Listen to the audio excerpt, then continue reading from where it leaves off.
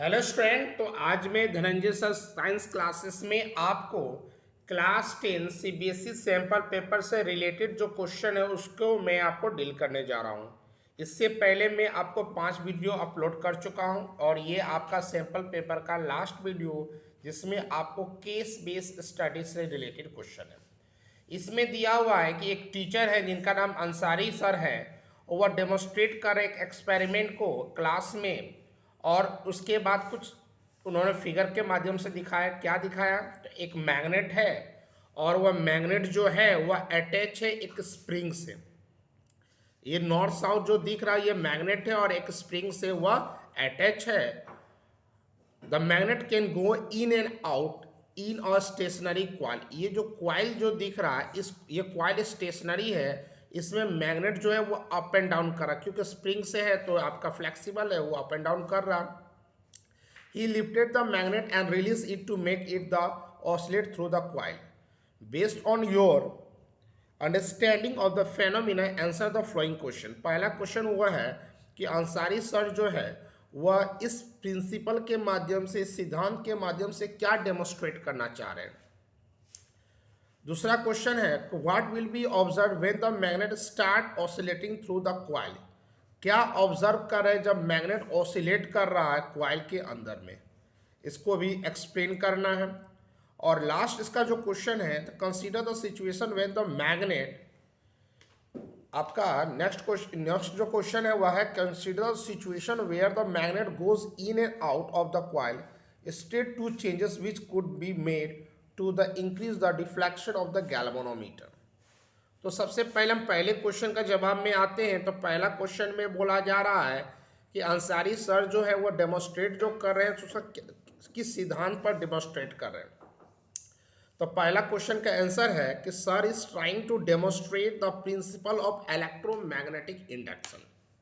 किस सिद्धांत पर काम कर रहा? तो इलेक्ट्रोमैग्नेटिक इंडक्शन पर।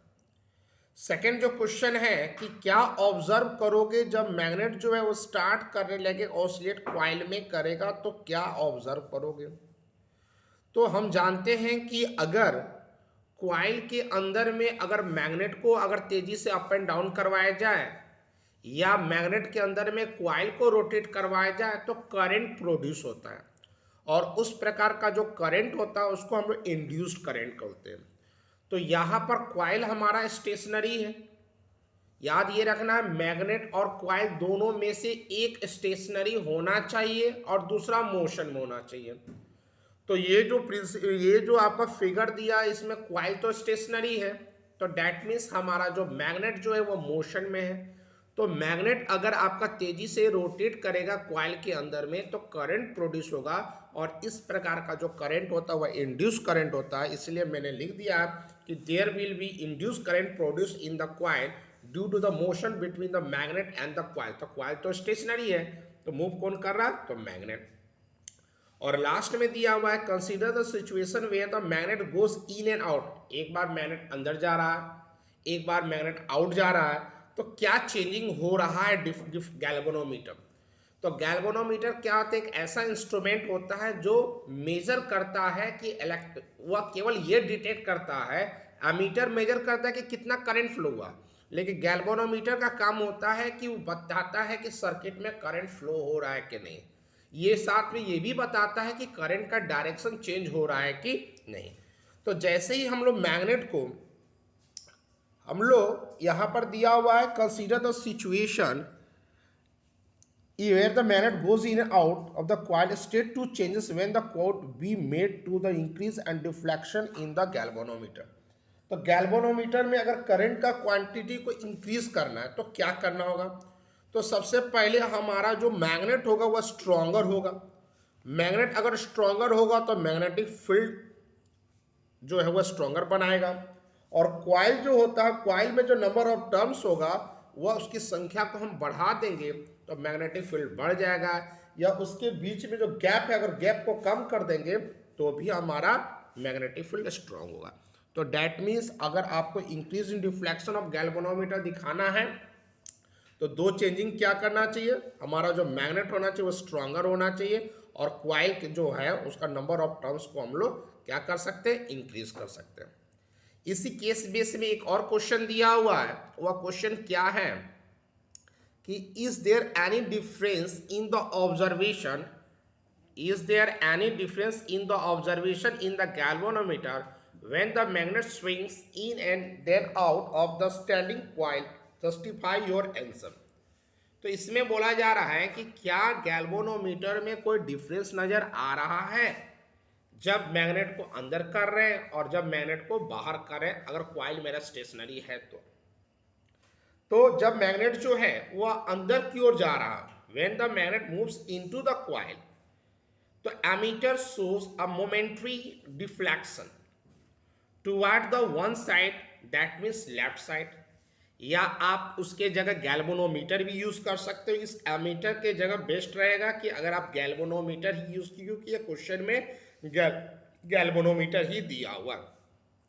तो when the magnet moves into the coil, the galvanometer show a momentary deflection. यहाँ पर आप क्या कर लोगे, तो गैल्वेनोमीटर कर लीजिएगा। यहाँ पर आप क्या यूज कीजिएगा, तो गैल्वेनोमीटर, क्योंकि क्वेश्चन में गैल्वेनोमीटर दिया हुआ है। उसी तरह यहाँ भी एमीटर लिखा हुआ है, तो यहाँ भी आप गैल्वेनोमीटर लिखिएगा तो बेस्ट रहेगा। तो जब मैग्नेट जो है वह कॉइल के अंदर में रोटेट करेगा, तो गैल्वेनोमीटर जो है उसमें हल्का सा डिफ्लेक्शन होगा, और मान लेते हैं वह अंदर की ओर जा रहा है और गैल्वेनोमीटर में लेफ्ट साइड गया। तो अगर वह बाहर की ओर आएगा तो जस्ट अपोजिट, अगर वह अंदर गया है तो मान लेते हैं कि लेफ्ट साइड डिफ्लेक्शन हुआ गैल्वेनोमीटर में। तो अगर बाहर निकलेगा तो वह किस साइड हो जाएगा, अनदर साइड, दैट मीन्स वह राइट साइड हो जाएगा। तो सिंपली वे में जरूरी नहीं है कि जो मैं आंसर लिखा वही सेम टू सेम आप लिखो, आप अपना हिसाब से बनाकर लिख सकते हो। क्या मोटो मैं बता दे रहा हूं कि अगर वह अंदर की ओर जा रहा तो गैल्वेनोमीटर में जिस साइड मूव करेगा उसका अपोजिट साइड मूव करेगा जब वह बाहर की ओर आएगा। तो यहाँ पर अंदर की ओर जा रहा है तो लेफ्ट ले लिए, तो बाहर निकलेगा तो राइट होगा। और ये क्यों होता है, this is due to the change in the magnetic field, क्योंकि मैग्नेटिक फील्ड का डायरेक्शन जो है वह चेंज होगा कॉइल में, तो मैग्नेट मूव्स करेगा इन एंड आउट।